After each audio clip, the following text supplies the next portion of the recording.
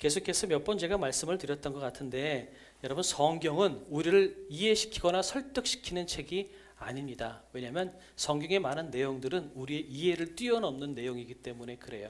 성경의 맨 처음에 시작할 때 창세기서부터 시작을 하는데 창세기 1장 1절 제일 첫 관문이 태초에 하나님이 천지를 창조하시니라 라고 되어 있습니다. 그런데 창세기 1장 1절에 태초, 하나님, 천지, 창조 이 네 가지 단어가 다 우리가 이해할 수 있는 단어가 아니라는 거예요. 태초, 시간의 처음을 우리가 알 수 있을까요? 천지의 끝을 우리가 알 수 있을까요? 지금 제 기억에 미국에서 보이저 1호와 보이저 2호를 쏘아 올렸는데 30년이 지난 지금까지도 태양계를 벗어나지 못했어요. 그런데 지금 이 우주는 수많은 태양계와 비슷한 이런 많은 이 은하계들이 쌓이고 쌓여서 우주를 이룬다고 이야기합니다. 그러니 우리는 우주의 끝을 우리는 반의 반도 100분의 1, 1000분의 1, 만분의 1도 우리는 아직 파악하지 못하고 있는 거라는 거죠. 태초의 하나님, 천지, 하나님을 우리가 알 수 없어요. 창조, 우리가 아무것도 없는 곳에서 새로운 것들을 만들어내는 창조에 대해서 우리가 알 수 있을까요? 우리가 이 땅에서 만들어내는 것들은 창조가 아니라 발견해내는 겁니다. 무슨 말이냐면 있는 것들을 가지고 재조합해서 새로운 것들을 만들 수는 있어요. 그러나 우리는 하나님처럼 없는 것에서 새로운 것들을 만들어내지는 못한다는 거죠. 그러니 이 창세기 1장 1절에 우리가 이해할 수 없는 태초, 하나님, 천지, 창조 이 네 가지의 단어를 우리가 뛰어넘지 못하면 우리는 성경 속으로 들어갈 수가 없는 거예요. 이걸 거꾸로 생각한다면 우리가 하나님의 말씀을 매일마다 기도하고 고백하는 것처럼 이것이 나를 향한 말씀이라고 믿고 있다는 것은 우리가 이해할 수 없는 태초의 하나님, 천지, 창조라는 이 네 가지 단어를 뛰어넘어서 믿음 안으로 들어왔다는 것을 의미하기 때문에 여러분은 모두 다 기적 같은 자리에 있다는 사실을 여러분이 믿으셨으면 좋겠어요. 성경의 말씀이 믿어진다는 것은 이건 성령께서 역사하시지 않으면 아무리 똑똑한 사람이라 할지라도 불가능합니다. 아무리 카이스트를 나오고 서울대학교 박사과정을 밟았다 할지라도 하나님께서 이 성경을 믿게 해주시지 않으면 우리는 믿을 수가 없어요. 그런 의미에서 여러분은 어느 누구도 깨닫지 못한 귀한 비밀스러운 것들을 알고 있다는 사실을 여러분이 믿으시기 바랍니다. 새벽마다 지금 에베소서 말씀을 하고 있는데 에베소서 말씀을 보면 얼마나 교회가 귀한지를 이야기합니다. 무슨 말씀이냐면 이 세상에 하나님의 비밀스러운 경륜, 이 땅을 향한 하나님의 뜻과 계획을 하나님께서 누구에게 먼저 주시냐? 교회에게 먼저 주셔서 교회를 통해서 세상에 알려지게 한다고 말씀하십니다. 그만큼 교회는 이 하나님의 비밀스러운 것들을 세상에 알릴 수 있는 통로가 되는 거예요. 그만큼 우리는 세상의 똑똑한 사람들, 권세 있는 사람들이 알지 못하는 그 비밀스러운 하나님의 비밀을 먼저 알게 되는 그런 놀라운 특권을 가지고 있는 존재라는 거죠. 여러분이 학벌이 어떻든 재산이 어떻든 세상에 알지 못하는 비밀을 여러분이 알고 있다는 것 가지고 여러분 모두 다 감사하시는 성도님들이 되시기를 주님의 이름으로 축복합니다. 네, 맞습니다. 성경은 우리를 이해시키는 책이 아니라 우리를 믿게 만들고 선포하는 책입니다. 그 성경은 이해의 책이 아니라 믿음의 책이라고 여러분 볼 수 있을 것 같아요. 이 오늘 우리가 보게 될 욥도 마찬가지입니다. 욥기도 계속해서 욥이 고난을 당했다면 그 이후에 하나님께서 나타나시면 욥은 고난당하는 과정 가운데 하나님 앞에 굉장히 많은 질문들을 했어요. 하나님, 의가 무엇입니까? 왜 내가 이런 일을 당해야만 됩니까? 도대체 하나님이 어디 계십니까? 이런 여러 가지 질문들을 했을 때 하나님이 나타나시면 하나님께서 거기에 대한 대답을 해 주셨어야 돼요. 그런데 욥기가 어려운 이유는 욥기에서는 하나님이 나타나셔서 욥의 그 많은 고난의 과정 가운데 하나님께 쏟아 부었던 질문들에 대해서 하나님은 답을 하지 않으세요. 그래서 욥기가 어려운 겁니다. 욥기도 역시 하나님께서 선포하시는 것으로 시작을 합니다. 특별히 38장에 하나님께서 나타나셔서 38장서부터 계속해서 42장까지 하나님은 선포하고 계시고 대답이 아닌 다른 말씀을 하고 계십니다. 그 얘기를 한번 나눠보려고 합니다.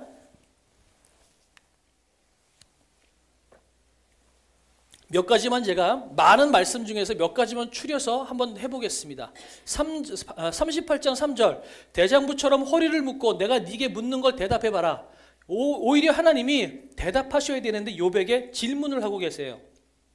내가 땅에 기초를 놓을 때 너 어디 있었냐? 네가 깨달아 알았거든 말해봐라. 내가 천지를 창조하고 있을 때 너 그거 봤어? 어디 있었어? 네가 바다에 샘이 들어갔었느냐? 깊은 물 밑으로 걸어다녀 보았느냐? 바다의 깊이를 네가 아냐? 내가 바다를 만들 때 너 그거 알아? 물어보세요. 네가 하늘의 궤도를 아느냐? 하늘로 하여금 그 법칙을 땅에 베풀게 하겠느냐? 하나님께서 계속 이렇게 욥에게 질문하고 있습니다. 이 모든 질문들의 주제는 뭐예요? 네가 대답해봐라 라는 겁니다. 하나님이 대답하셔야 맞는 것 같은데 오히려 하나님께서는 네가 대답해봐라 라고 말씀을 하고 계시는 거죠. 그런데 욥에게 질문하시는 이 하나님의 질문들은 하나같이 우리의 머리로 깨달을 수 없는 이야기들을 하고 계십니다. 우리의 생각 밖, 우리의 능력 밖이라는 것을 하나님께서 계속해서 말씀하고 계시는 거죠. 이 질문을 통해서 하나님께서 욥에게 알려주시려고 하시는 것이 있습니다. 그것이 오늘 우리에게 동일한 하나님의 메시지라고 생각하고 이것이 우리에게 적용되는 그런 메시지가 되기를 원합니다. 우리 특별히 세 가지의 하나님에 대해서 좀 알아보려고 합니다. 첫 번째, 울타리가 깨지는 경험. 다시 말해서 울타리를 깨주시는 하나님을 오늘 우리는 만나게 된다는 겁니다. 따라해 주시겠어요? 울타리를 깨주시는 하나님. 네, 맞습니다. 이게 왜 울타리를 깨주시는 하나님이라는 게 뭐냐면 우리는 과학이 발전하면서 점점 우리는 지식에 대해서 쌓아가기 시작을 하고 있어요. 예전에는 지구를 중심으로 태양이 돈다는 천동설을 믿다가 과학이 발전하고 나서 그게 아니구나, 태양을 중심으로 지구가 돌고 있구나라는 사실을 우리는 알게 됐어요. 또한 지구의 나이가 6,000년, 7,000년이 아니라 65억 년이 넘어가는 굉장히 긴 나이를 가지고 있구나라는 것도 과학을 통해서 알게 됐습니다. 이처럼 우리는 많은 과학적이나 이런 많은 지식이 늘어나면서 알게 되는 것들이 굉장히 많이 있어요. 뇌과학을 통해서 여러 가지 건강에 대해서도 많이 알게 되고요. 유튜브 같은 거 찾아보면 정보의 홍수가 날 만큼 굉장히 많은 지식들이 돌아다니고 있죠. 경험도 마찬가지예요. 우리는 경험을 통해서 여러 가지 사실들을 알게 됩니다. 예를 들어서 이런 거죠. 내가 공부를 안 하면 좋은 대학을 못 가겠구나. 이런 것.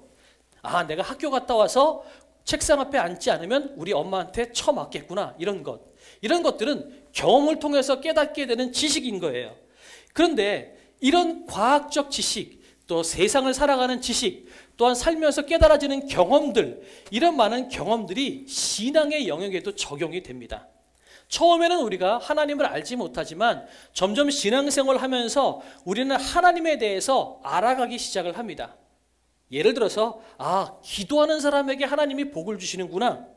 또 순종하는 사람에게 하나님이 큰 복을 주시는구나. 이런 여러 가지 것들, 이런 여러 가지 신앙 경험을 통해서 우리는 하나님이 어떤 하나님인지에 대해서 우리는 알아가기 시작을 합니다. 처음에는 우리가 하나님을 몰랐겠죠. 그런데 신앙생활을 하다가 또한 설교 말씀을 통해서 또 여러 가지 경험을 통해서 우리는 하나님에 대해서 조금씩 알아가기 시작을 합니다. 그래서 이렇게 경험이나 또 말씀을 통해서 공부하거나 하는 여러 가지 것들을 통해서 또한 간증을 통해서 집회를 통해서 많은 것들을 통해서 알아가는 이 신앙 경험이 우리에게는 하나님을 알게 되는 울타리가 되어갑니다. 이게 무슨 말씀이냐면 처음에는 우리가 하나님을 몰랐어요. 그러다가 공부하고 경험하고 여러 가지 과정들을 통해서 하나님이 어떤 분인지를 우린 점점 알아가게 되는 거죠. 그 하나님을 알아가는 울타리들이 점점 커지는 겁니다. 그래, 하나님은 이런 분이겠구나. 우린 이렇게 하나님에 대한 울타리를 치기 시작을 합니다. 그런데 문제는요, 이 울타리, 다시 말해서 우리가 공부하고 경험하고 여러 가지 과정을 통해서 알게 되는 이 하나님에 대한 울타리가 전부라고 생각되는 순간 이 울타리가 우리를 돕는 것이 아니라 오히려 울타리 밖에 있는 것을 보지 못하는 장벽이 되어버려요. 장애물이 되어버린다는 거죠. 다시 말해서 하나님은 우리가 알고 있는 것처럼 열심히 일하면 복 주시는 분, 기도 많이 하시면 복 주시는 분, 교회 일 많이 하면 복 주시는 분, 예배 열심히 드리는 복 주시는 분, 이렇게 우리에게 주신 그 알고 있는 지식이 있는데 이것이 전부라고 생각하는 순간 그 이상의 하나님을 우리는 알려고 하지도 않고 그냥 내가 알고 있는 하나님 이게 전부라고 우리가 생각할 때가 너무나 많이 있다는 거죠. 바로 이 울타리 때문에 고생하고 있는 것이 욥의 과정이고요. 또한 욥에게 계속해서 언쟁을 벌였던 욥의 세 친구들의 과정이기도 했습니다. 저마다 자기만의 울타리가 있어요. 하나님은 이런 분이야 라고 생각했는데 내가 생각하는 울타리가 있는데 하나님이 내 울타리 밖에서 일하시니까 자기들의 생각 가지고 아니야, 하나님은 그런 분이 아닐 거야, 이렇게 생각을 하는 거죠. 내 생각과 내 판단을 넘어서니까 도무지 하나님이 어떤 분인지 분간이 안 된다라는 거죠.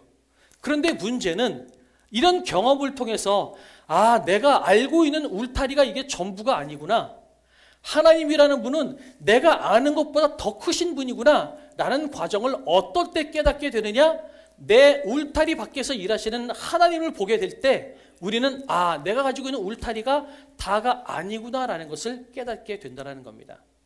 그래서 이 욥기 38장서부터 하나님께서 나타나셔서 계속해서 내가 하늘 만들 때 너 어디 있었어? 바다 만들 때 너 어디 있었어? 라고 말하시는 것은 계속해서 하나님께서 욥에게 질문하시는 거예요. 네가 가지고 있는 울타리가 다 나를 알게 만드는 거냐? 라고 질문하는 겁니다. 네가 가지고 있는 하나님에 대한 울타리가 전부라고 너는 생각하느냐? 계속해서 질문하는 거죠. 그런데 하나님께서 질문하실 때 욥은 한마디도 대답을 하지 못합니다. 그래서 그 대답하지 못하는 것을 통해서 욥이 깨닫게 되는 거죠. 내가 알고 있는 이 하나님에 대한 울타리가 하나님의 전부가 아니구나. 하나님은 내가 알고 있는 울타리보다 훨씬 더 크신 분이시구나, 이렇게 되는 거죠. 다시 말씀드려서 우리의 울타리를 가지고 있는, 우리의 울타리 밖에서 일하시는 하나님을 보게 될 때 우리는 진짜로 하나님을 보게 된다는 겁니다. 예를 들어서 요즘에 굉장히 점점 기술이 늘어나는 것 중에 하나가 뭐냐면 VR, Virtual Reality라는 것이 있습니다. 안경을 끼면 3D로, 4D로 해서, 4D나 3D로 해서 실제로 가상현실을 그대로 재현해 주는 거예요. 나는 지금 한국에 있지만 미국의 그랜드 캐니언의 VR을 내가 낀다면 내가 마치 그랜드 캐니언의 절벽 끝자락에 서 있는 것처럼 그렇게 현실감이 있다는 거죠. 그런데 질문을 드리겠습니다. VR을 껴서 그랜드 캐니언을 봤다면 제가 그랜드 캐니언을 다 봤다라고 자신 있게 이야기할 수 있을까요? 아니죠. 왜냐하면 VR로 그랜드 캐니언을 봤을지는 모르지만 실제로 그랜드 캐니언의 땅을 밟아보고 그 틈바구니에 있는 흙을 보고선 또 그 중간중간에 있는 풀을 일일이 다 보지 않고서는 우리는 그랜드 캐니언을 다 봤다라고 할 수가 없어요. 그럼 우리는 진짜 그랜드 캐니언을 봤다라고 이야기하려면 어떻게 해야 될까요? 내 눈에 끼고 있는 이 VR, Virtual Reality 안경을 깨버리고 비행기를 타고 그랜드 캐니언을 가야만 우리는 진짜 그랜드 캐니언을 볼 수 있어요. 그런데 우리는 마치 이런 것처럼 VR 안경을 끼고서 그랜드 캐니언을 보고 나서도 난 그랜드 캐니언을 봤다라고 이야기하는 것처럼 마치 하나님에 대해서 성경이 이야기하고 우리 인식으로 알 수 있을 만큼만 하나님을 보고 나서도 나는 하나님을 다 봤다라고 이렇게 착각하는 거예요. 그런 우리를 향해서 하나님께서 뭐라고 말씀하시냐면 네 눈에 끼고 있는 그 VR 안경을 깨버리고 나에게 나와라 라고 말씀하시는 거죠. 나를 직접 보고 내 앞에 나왔을 때 너는 진짜 내가 어떤 존재인지를 알게 되지, 네가 그 VR 가지고 나를 다 안다고 이야기할 수 없을 거야 라고 말씀하시는 것이 오늘 38장을 통해서 39장, 40장, 41장 계속해서 하나님이 우리에게 말씀해 주고 계시는 거예요. 다시 말씀드려서 하나님은 욥에게 질문에 대해서 대답을 하지 않으시고 오히려 욥이 가지고 있는 울타리를 깨주고 계시는 거예요. 그것이 네가 하늘을 봤어? 바다를 봤어? 우주를 봤어? 이렇게 질문하시는 거죠. 이런 하나님의 질문을 계속 듣고 나니까 욥이 대답을 하게 됩니다. 주께서는 못하실 일이 없사오며 무슨 계획이든지 못 이루실 것이 없는 줄 아노니. 다시 말씀드려서 주님은 정말 못하실 분이 없군요. 내가 알고 있는 것보다 하나님은 훨씬 더 위대하신 분이군요 라고 말씀하는 거죠. 무지한 말로 이치를 가리는 자가 누구이니까? 나는 깨닫지도 못한 일을 말하였고 스스로 알 수도 없고 헤아리기도 어려운 일을 말하였나이다. 지금까지 내가 하나님에 대해서 다 알고 있다고 생각했는데 하나님은 내가 알고 있는 것보다 훨씬 위대하신 분이군요. 근데 그걸 내가 깨닫지도 못하고 지금까지 내가 하나님을 다 알고 있었다고 생각하고 있었습니다 라고 욥이 이야기하는 겁니다. 4절, 내가 말하겠사오니 주는 들으시고 내가 주께 묻겠사오니 주여 내게 알게 하옵소서. 요 말은요, 우리 개역개정으로 보면 이해하기가 쉽지 않아요. 표준세번역으로 제가 읽어드릴 테니까 한번 4절 한번 보세요. 주님께서 말씀하셨습니다. 들어라, 내가 말하겠다. 내가 물을 터이니 내게 대답하여라 하셨습니다. 이게 4절의 말씀이에요. 조금 더 이해가 쉽죠? 주님께서 내가 말할 테이니 너 대답해봐라 라고 말씀하시는 그 주님의 그 질문에 나는 한마디도 대답하지 못하겠습니다 라고 하는 의미가 이 4절의 의미예요.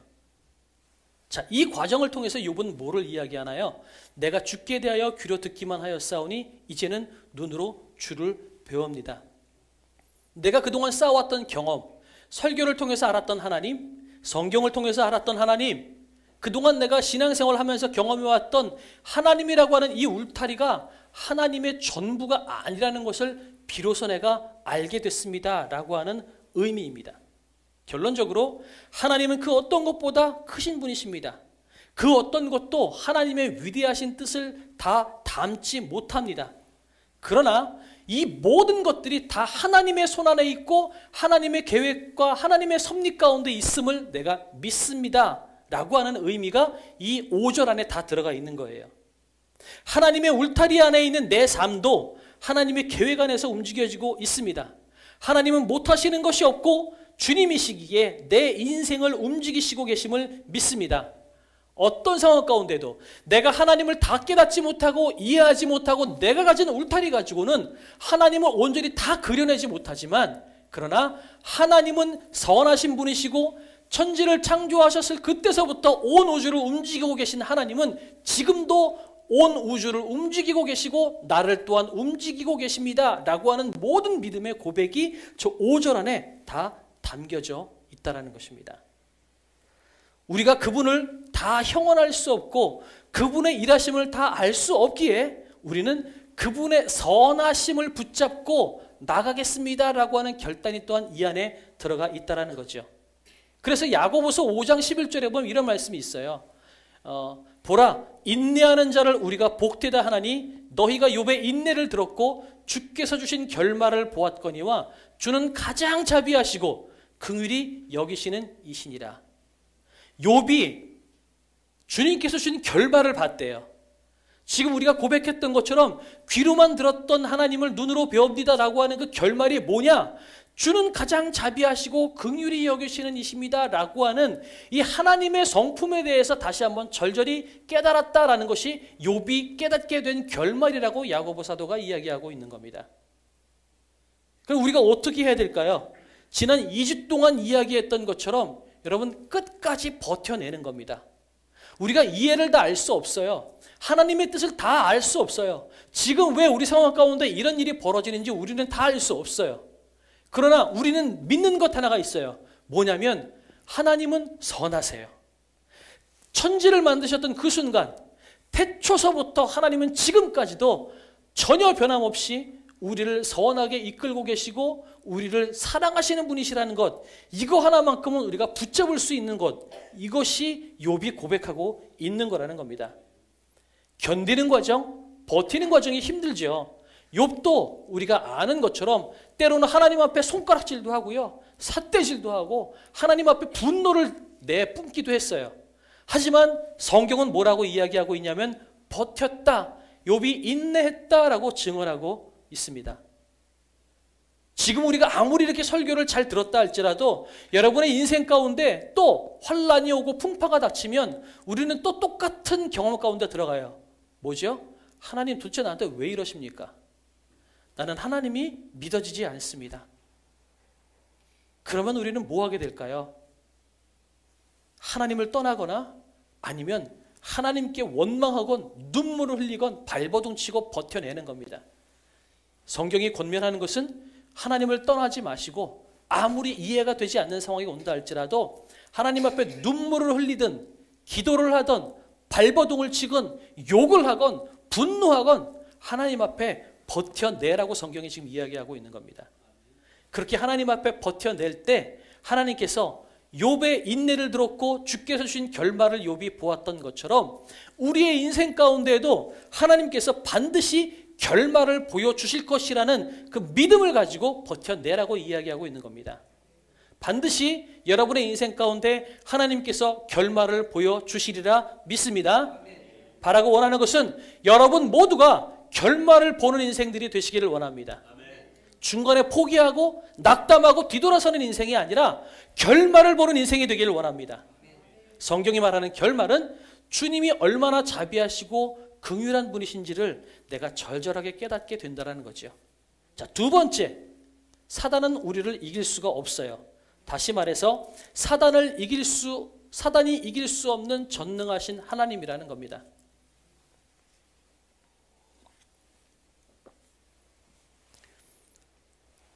욥기가 어디서부터 출발을 했죠? 사단이 하나님께 시비를 건 것서부터 출발을 했습니다. 그랬을 때 사단은 마치 자기가 승리할 수 있을 거라고 생각했을지 몰라요. 하나님, 나는 확실하는데 저 인간들은 당신이 이것저것 주니까, 그리고 당신이 울타리를 보호해 주시기 때문에 당신을 예배하는 거지, 그거 다 걷어가시면 쟤네들 당신 예배 안 합니다. 이게 욥이 호언장담했던 거였어요. 그렇게 사단이 호언장담했던 거죠. 사단이 그렇게 하나님께 호언장담을 했을 때 사단은 이겼을 거라고 생각했어요. 그런데 거기다 대고 하나님이 그래 한번 그럼 네가 원하는 대로 해봐라 라고 했을 때 아마 사단은 됐다, 이제는 이 땅은 내 땅이다 라고 생각했을지 몰라요. 이 사단이라고 하는 단어는요, 히브리어로는 슈트라고 하는 단어입니다. 슈트라고 하는 단어인데, 이 슈트라고 하는 사단의 그 의미는 뭐냐면 배회하는 자, 방황하는 자라는 의미를 가지고 있어요. 온 땅을 배회하고 방황하기 때문에 이 땅의 인간들이 어떤 마음을 가지고 있고 어떤 습성을 가지고 있는지 사단만큼 잘 아는 존재가 없어요. 그러니 사단은 내가 이겼다, 하나님한테 이겼다라고 생각할지 모르겠어요. 그런데 여러분, 욥기에서 사단은 어디까지 나온 줄 아세요? 2장에서 사탄의 존재는 없어져요. 다시 말씀드려서 사탄은 내가 이겼다, 내가 저 욥을 점령했다, 인간들을 점령했다라고 할지 모르지만 사탄은 욥기 42장 가운데 2장에서 역사의 주인공에서 사라져버리고 만다라는 거죠. 결국 이 사단이 했던 건 뭔 줄 아세요? 원래는 하나님과의 전쟁 가운데에서 이겨서 이기려고 하고 인간들을 하나님의 품에서 멀어지게 하는 것이 사단의 의도였을지 모르지만 사단이 욥에게 재물을 가져가고 자식들을 가져가고 몸에 종기가 나게 하는 그 사단의 그 침으로 말미암아 오히려 욥은 하나님을 더 깊이 깨닫게 되는 그런 복을 누리게 됐습니다. 무슨 말씀이냐면 사단은 인간을 망하게 하기 위해서 하나님께 시비를 걸었지만 사단이 시비를 건 이 시비 때문에 오히려 인간은 더욱더 하나님을 깊이 깨닫고 하나님께 가까이 나가게 되었다는 거죠. 그래서 이 사단이 배회하는 자라고 하는 의미로 슈트라는 단어로 나왔지만 이 욥기에서만큼은 사탄에 대한 별명이 또 하나가 있어요. 그건 뭐냐면 하나님의 스파이라는 의미가 있어요. 사탄은 인간을 망하게 하려고 했을지 모르지만 오히려 욥기 안에서 이 사탄이 한 역할은 뭐냐면 하나님의 스파이가 돼서 인간을 더욱더 하나님께 가까이 나아갈 수 있도록 인도한 꼴이 되었다는 거죠. 다시 말씀드려서 사탄은 하나님을 이길 수가 없습니다. 사탄이 아무리 흔들고 아무리 꼬이고 아무리 자기가 알고 있는 것을 가지고 인간을 뒤흔든다 할지라도 하나님을 이길 수 없기에 사탄은 우리 인간을 망하게 할 수 없다라는 것입니다. 물론 종기가 나게 할 수 있겠죠. 재물을 가져갈 수 있어요. 그러나 영원한 생명이신 주님으로부터 여러분 우리를 떼어낼 수가 없습니다. 우리가 찬양하는 가사 가운데도 그런 가사가 있죠. 그 사랑, 날 위해 죽으신, 날 위해 다시 사신, 다시 오신 그 사랑, 그죠? 죽음도 생명도 천사도 하늘의 어떤 권세도 끊을 수 없는 영원한 그 사랑 예수. 그 어떤 것도, 그 어떤 권세도 우리를 향하신 하나님의 사랑은 끊을 수 없어요. 누구보다 인간을 잘 알고 있다는 이 사단조차도 하나님께 인간이 가까이 나가게 하는 도구로 쓰였을 뿐이지 인간을 망하게 하지 못했다라는 겁니다. 왜 그래요? 우리를 끌고 안고 계시는 하나님이 전능하시기 때문에 그래요. 하나님이 우리를 포기하지 않으시기 때문에 사단은 우리를 넘어지게 할 수 있을지는 모르지만 우리를 망하게 하지는 못한다라는 것입니다. 그러니 여러분 담대하십시오. 하나님의 은혜 가운데서 여러분 담대하셨으면 좋겠습니다. 우리 세상을 살아가다 보면 우리는 육체의 가시가 있기도 하고요. 성품적인 약점이 있기도 해요. 넘어지기도 합니다. 그럴 때마다 사단은 우리를 참소합니다. 야, 너 그래가지고 그리스도인이라고 얘기하겠어? 너 그래가지고 집사 권사 맞아? 너 그렇다고 목사 맞아? 사단은 우리의 약점을 누구보다 잘 알아서 우리를 참소하고 그것으로 인해서 포기하게 만들려고 합니다. 하지만 여러분, 이것은 사단이 우리를 참소하는 것이라고 여러분 생각하시고 이것이 실체가 아니라는 것을 여러분 믿고 선포하십시오. 여러분의 머리와 마음속에 부정적인 생각이 들 때 예수 그리스도의 이름으로 그 사단의 그 꼬임을, 참소를 쫓아내시길 원합니다. 나사렛 예수 이름으로 명하노니 부정적인 생각은 떠나갈지어다. 전임극이가 아무리 못났다 할지라도 하나님은 전임극을 목사로 만드실 겁니다. 끝까지 목사로 붙들고 계실 겁니다. 여러분의 집사, 권사, 장로님이 아무리 못나고 넘어졌다 할지라도 그래서 사단이 너 같은 거는 집사, 권사 될 자격 없어 라고 사단이 아무리 이야기한다 할지라도 하나님은 여러분을 끝까지 집사, 권사, 장로로 여러분 붙잡고 가실 겁니다. 하나님이 전능하시기 때문에 여러분 끝까지 그렇게 갈 수 있을 것입니다. 사단이 여러분을 참소하고 흔들 때 여러분 거기에 뒤 흔들리지 마십시오. 혹시 넘어졌다면 다시 한번 일어나서 걸어가십시오. 여러분을 향한 하나님의 사랑은 끊어지지 않습니다. 그래서 우리 인생 가운데에 부정적인 생각이 들고 우리 삶이 괴로움이 닥칠 때에 온갖 어려움이 닥칠 때에 우선은 우리는 예수 그리스도의 이름으로 부정적인 생각을 쫓아내고 끊어내시고 다시 한번 일어서서 하나님 붙잡고 하나님의 선하심을 믿고 다시 한번 버텨내는 인생이 되시기를 예수 그리스도의 이름으로 축복합니다. 여러분, 그래서 세 번째, 하나님은 어른을 만드시고 복 주시는 하나님이십니다. 이렇게 하나님의 선하심을 믿고 버티는 자는 결국은 하나님의 손 안에서 첫 번째처럼 울타리가 무너집니다. 울타리가 무너졌다는 건 뭐예요? 하나님을 향한 생각이 더욱더 커지기 시작한다는 거죠. 이것을 우리의 신앙으로 바라본다면 어른이 되어가는 겁니다. 믿음의 어른이 되어간다는 거예요. 그런데 어른이 되어간다는 게 도대체 뭘까요? 어른이 되어간다는 것은 여러분 져주는 거고 어린 나이를 돌보고 섬기는 것이 어른입니다. 오늘 이 본문을 보면요. 42장 뒷부분에 오늘 읽지는 않았지만 오늘 이 본문이 끝나고 난 다음에 뒷부분에 하나님께서 욥이 하나님 내가 귀로 들었던 하나님을 눈으로 뵀습니다 라고 고백한 순간 하나님은 욥에게 뭐라고 말씀하시냐면 네 세 친구를 용서해라. 네 세 친구를 위해서 예배를 드려라 라고 이야기를 하세요. 그 하나님께서 그렇게 말씀을 하세요. 생각을 해보세요. 욥이 아팠을 때 힘들었을 때 욥의 세 친구는 욥에게 언쟁을 벌였던 존재예요. 다시 말씀드려서 아픈 상처에다가 소금을 뿌렸던 존재예요. 얼마나 밉겠어요. 얼마나 얄밉겠어요. 도무지 답도 주지 않고 상처만 들이후벼팠던 그 친구들이에요. 얼마나 긴 시간을 다퉜을까요? 욥이 얼마나 고통을 당했을까? 몇 년 당했을까요? 우리나라 성경에 나오지 않아요. 그런데 맨 뒷부분에 뭐냐면 자식을 낳고 하나님께서 복 주시고 난 다음에 여러분 140년을 더 살았다라고 이야기를 하고 있거든요. 성경이. 그런데 헬라어 성경에는 뭐라고 되어 있냐면 고통을 당하기 시작한 이래로 170년을 더 살았다라고 이야기하면서 170년을 더 살아서 총 240살에 죽었다라고 헬라어 성경은 이야기해요.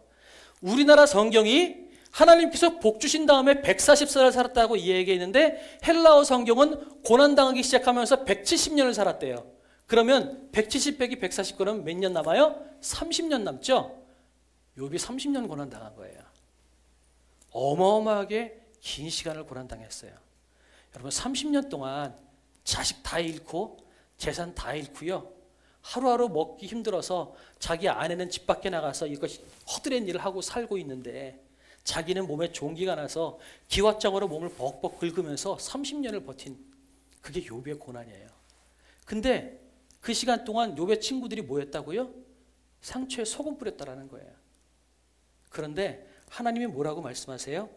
그들을 위해서 중보기도 해라 이렇게 말씀하세요.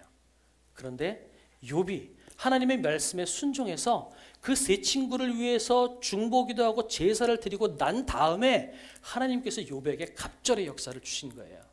하나님을 만났기 때문에 갑절의 역사가 아니라요. 만나고 난 다음에 욥의 친구를 향해서 제사를 드리고 난 다음에 갑절의 역사가 일어납니다. 볼까요? 42장 8절. 그런즉 이것은 하나님께서 세 친구에게 이야기하는 거예요. 너희는 숫소 7과 숫양 7을 가지고 내 종 욥에게 가서 너희를 위하여 번제를 드리라. 내 종 욥이 너희를 위하여 기도할 것인즉 내가 그를 기쁘게 받으리니 너희가 우매한 만큼 너희에게 갚지 아니하리라. 이는 너희가 나를 가리켜 말한 것이 내 종 욥의 말같이 옳지 못함이라. 이에 대만 사람 엘리바스와 수아 사람 빌닷과 나아마 사람 소발이 가서 여호와께서 자기들에게 명령하신 대로 행하니라.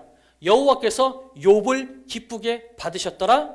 욥이 그의 친구들을 위하여 기도할 때 여호와께서 욥의 곤경을 돌이키시고 여호와께서 욥에게 이전 모든 소유보다 갑절이나 주신지라. 여러분, 욥이 하나님을 만났기 때문에 갑절의 복을 얻은 것이 아니라 만나고 나서 친구들을 위해서 용서가 마무리가 되었을 때 갑절의 역사가 준 거예요. 무슨 말씀이냐? 하나님께서 욥의 울타리를 거두시면서 욥의 믿음을 성장시킨 거죠. 다시 말씀드려서 욥을 어른이 되게 만든 거예요.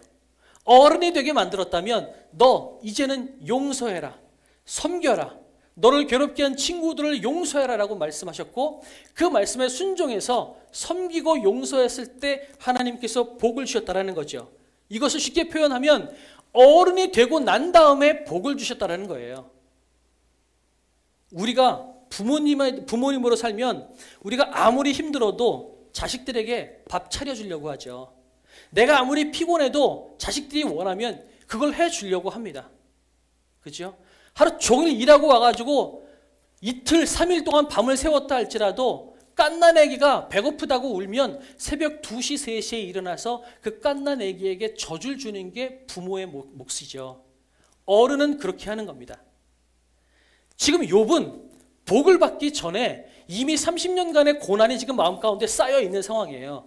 하나님께서 복을 주셨기 때문에 그들을 용서할 수 있었던 것이 아니라 30년이라는 고난의 세월을 통과하고 그 고난이 몸에 찌들어서 지금 괴롭고 힘든 가운데 있을 때 하나님께서 너 나에 대한 생각이 커졌지? 그럼 이제 저들을 용서해 라고 해서 욥이 용서하고 난 다음에 비로소 하나님이 욥의 인생을 반전시켜 주셨다는 겁니다. 여러분, 실력 있는 그리스도인이라는 것은 이유를 알 수 없는 고난과 어려움 속에서도 자기의 생각을 부인하고 선하신 하나님을 믿고 견디는 자입니다. 더 나아가서 내가 힘들고 어려울 때 있을지라도 나를 돌볼 뿐 아니라 내 주변을 돌아보고 힘들고 어려운 중에도 이웃을 섬기고 용서하고 그들을 위해서 기도하는 사람, 이 사람이 비로소 어른이고 비로소 하나님께서 우리가 어른이 되었을 때에 우리에게 복을 주시는 하나님이시다라는 것을 성경이 증언하고 있다는 겁니다. 여러분, 복을 받고 싶으세요? 욥처럼 갑절의 역사를 얻기를 원하세요? 그렇다면 하나님을 만나는 것도 중요하지만 하나님을 만남으로 여러분이 어른이 되었다는 사실을 여러분의 삶으로 증언해 주십시오. 어떻게 해요? 지금 여러분이 욕창이 들어있고 내 삶이 가난하고 괴로움에도 불구하고 친구들을 용서하고 주변을 용서하고 내가 오히려 그들을 섬기는 사람이 되는 것입니다. 그럴 때 하나님께서 우리를 바라보면서 너 이제 드디어 내가 어떤 존재인지 알았구나. 너는 이제 복을 받을 만한 준비가 돼 있다. 갑절의 제물을 받을 만한 준비가 돼 있다. 라고 하실 때 하나님께서 갑절의 역사를 주시는 거라는 거죠. 우리는 이렇게 생각할지 모르겠어요. 하나님, 내 앞가림하기도 힘든데 내가 누구를 섬기고 뭘 하겠습니까? 아유, 나는 그냥 내일 하기 바빠요. 교회 일하라고 그러면 우리는 이렇게 생각하죠. 교회 섬기는 건 저 직분자들이나 하는 거고 돈 많은 사람, 여유 많은 사람들이나 하는 거지. 나는 내 앞가림하기도 바빠서 교회 일 신경 못 쓰겠습니다. 다른 사람에게 눈 못 돌리겠습니다. 라고 이야기할지 모르겠어요. 그러나 오늘 욥기를 통해서 우리가 보게 되는 것은 욥이 갑절의 축복을 얻는 것은 욥이 괴로움과 고난 가운데에서도 새 친구를 위해서 용서하고 제사를 드려줄 때 그때 하나님께서 역사하셨다는 것을 보게 됩니다. 그러면 하나님께서 우리에게 말씀하시는 것은 네 상황과 너의 여건과 상관없이 섬기는 자리로 나아가라. 돕는 자리로 나가라. 용서하는 자리로 나가라. 그게 어른이다 라고 주님께서 우리에게 말씀하고 계시는 거예요. 정말 여러분 복을 받기 원하십니까? 고난 속에서도 하나님의 선하심을 믿으며 친구들을 위해서 기도하는 자, 이웃을 섬기는 자, 용서하는 자, 그런 자에게 하나님께서 이 복의 열매를 주신다라는 것입니다. 그렇다면 우리 한번 돌아볼까요? 내가 섬길 수 있는 자리가 어딜까요? 물론 지금 여러분의 삶은 모두 다 힘듭니다. 하루하루 살기 버티기 어려울 수도 있어요. 여러분, 제가 그 마음을 이해합니다. 저 역시도 그런 삶을 살고 있으니까 충분히 이해를 합니다. 그러나 그럴 때 우리는 어떻게 해야 된다고요? 내 앞가림하기 바쁘니까 하나님, 난 그냥 다른 거 다 제껴놓고 이 돈부터 벌어야 되겠어요 라고 하는 것이 아니라, 하나님, 이럴 때 내가 섬겨야 될 자리가 어디입니까? 나는 어른이 되었는데 선하신 하나님이 내 삶을 이끄신다라는 것을 내가 믿고 내 울타리가 깨지고 하나님이 내 생각 밖에서 일하시는 하나님이라는 것을 내가 깨달았는데 어른이 되었는데, 그러면 내가 어디서 섬기기를 원하십니까? 무엇을 하기 원하십니까? 하나님께 묻고 주님의 명령을 따라 순종하는 삶을 살아나가기를 주님께서 기대하고 계신다라는 거죠. 무엇을 하기 원하십니까? 가까이는 여러분의 이웃일 수도 있고요. 또한 이 교회일 수도 있습니다. 여러분이 기도하면서 하나님, 내가 무엇을 하기 원하십니까? 내 상황을 뛰어넘어서 일하시는 하나님을 내가 믿고 내가 어디에서 섬기고 어디에서 누구를 위해서 용서하고 섬기는 자리에 나가길 원하십니까? 묻고 거기에 순종하시는 여러분 한 사람 한 사람이 되기를 주님의 이름으로 축복합니다.